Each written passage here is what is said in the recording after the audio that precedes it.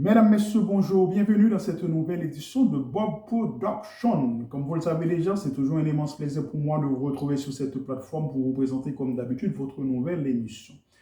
Dans la rubrique d'aujourd'hui, à l'occasion de la fête de la Toussaint, je vais vous présenter un sujet très passionnant qui est considéré comme tabou pour certains, mais très connu pour d'autres, le vaudou haïtien. Bien avant que je vous présente cette émission, si vous n'êtes pas encore abonné à notre chaîne, je vous invite sagement à le faire. Ensuite, vous allez activer la petite cloche pour que vous soyez automatiquement notifié à chaque fois que nous publions une émission sur notre plateforme. Contrairement à ce que pensent certains, notamment les profanes, le vaudou haïtien n'est pas simplement une pratique de magie et de rituel dans un sens négatif. De cette religion que je viens de vous décrire, mesdames, messieurs, découlent des retombées très positives, des bienfaits. C'est ce que nous allons démontrer tout au long de cette émission. Nous avons fini l'émission en créole pour nous capable bien expliquer le concept. Vaudou haïtien a généré deux types de pratiquants. Nous voyons une première catégorie de pratiquants de vaudois que nous baptisons vaudouisants. Première catégorie, ça, le regrouper, ça nous est les Guinéens. Guinéens va faire de vaudois un outil de travail pour faire tout ce qui est traitement, tout ce qui est guérison, tout ce qui est libération, tout ce qui est émancipation. Parallèlement, nous voyons une deuxième catégorie de vaudouisants qui prend vaudois d'assaut et même va l'utiliser à des fins maléfiques pour faire ce qu'on appelle la sorcellerie, méchanceté. Nous ne sommes pas du tout dans la dynamique traitement, guérison, remède, il y a même une dynamique faire mon méchanceté et empêcher le business pour marcher.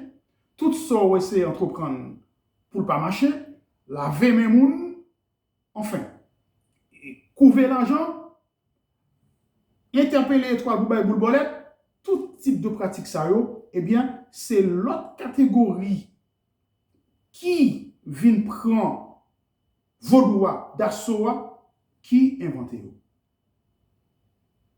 Généralement, il y aurait les soit on gagne jeg, soit on gagne malfecté, ou bien on gagne chambrel. Mais dans l'émission à soya, ça qui intéresse nous-mêmes, c'est on gagne guinéen. Parce que Guinée en lui-même, les faits de vaudois, un outil qui peut porter des solutions à des problèmes donnés dans toute société côté mon à vivre. C'est quoi un médecin traditionnel. Ça nous relève médecin faire.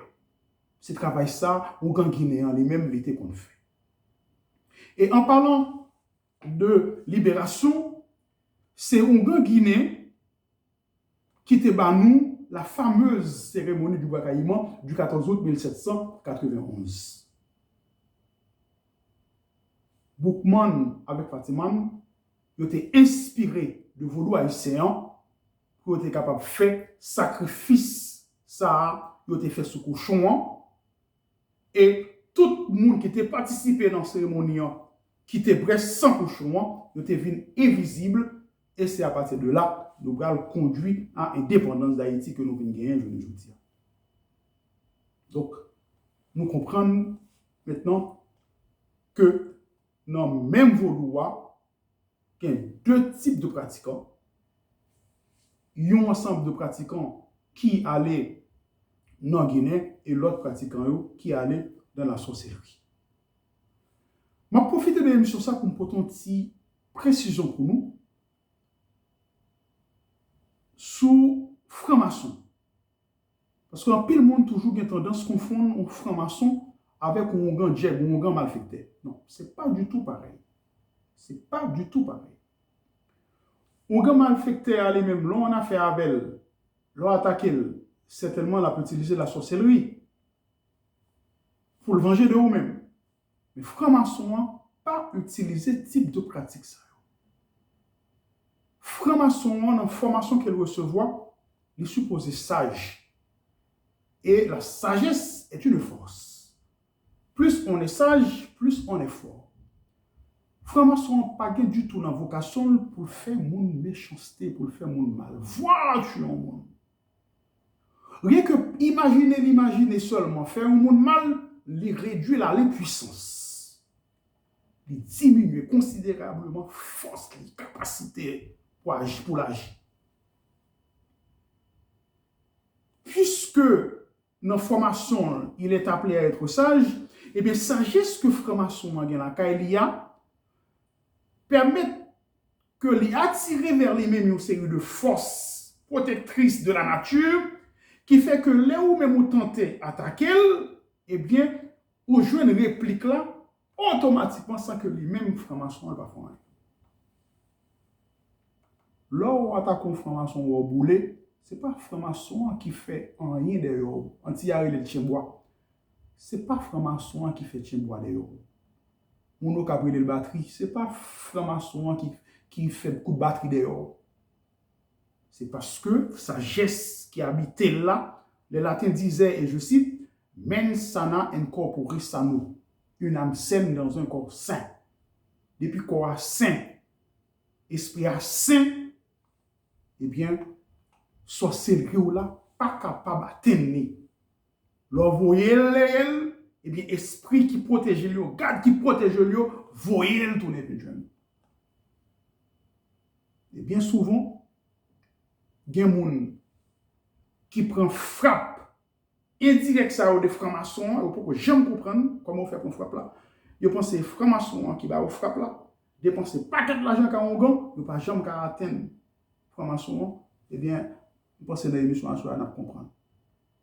Là où on a fait avec un franc-maçon, ou fait sorcellerie derrière, eh bien, le tourner vient prendre. Ce n'est pas un franc-maçon qui était déplacé à l'Ongan. D'ailleurs, l'IR était supérieur avec un Ongan. Un franc-maçon pas besoin de descendre dans le niveau ça, pour l'aller au Ongan pour faire qui ça. Pour l'aller au Ongan malfecté, pour l'aller faire qui ça. Il ne pas descendre dans le niveau ça. Par rapport à la formation que nous recevons. C'est sagesse là qu'il y a qui bon réplique, mais ce n'est pas lui-même qui bon réplique. J'espère que c'est clair. Avant de finir l'émission, je vais parler avec une série de amis qui prend plaisir à banaliser vaudou haïtien. Je vais dire que tout peuple qui vit dans une société donnée a besoin d'une identité. Il a besoin d'un repère. Et c'est à travers l'identité ça que il va justifier l'existence en tant que peuple, en tant que nation. Un peuple qui connaît l'histoire, un peuple qui connaît la culture, il ne peut jamais rejeter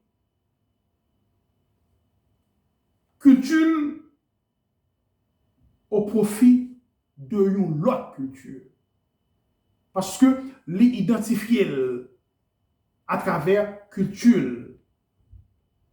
Sa culture reflète ce qu'il est en tant que peuple, ce qu'il est en tant que nation.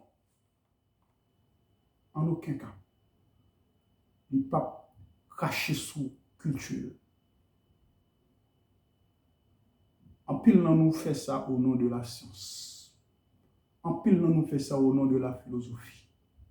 Il n'y a pas longtemps que je parlé avec un pasteur, que je salue au passage, pasteur JFK, qui dit que le sage est rationnel, pas de penser son Tankoum qui fait études universitaires, t'as quoi dans le rituel ça?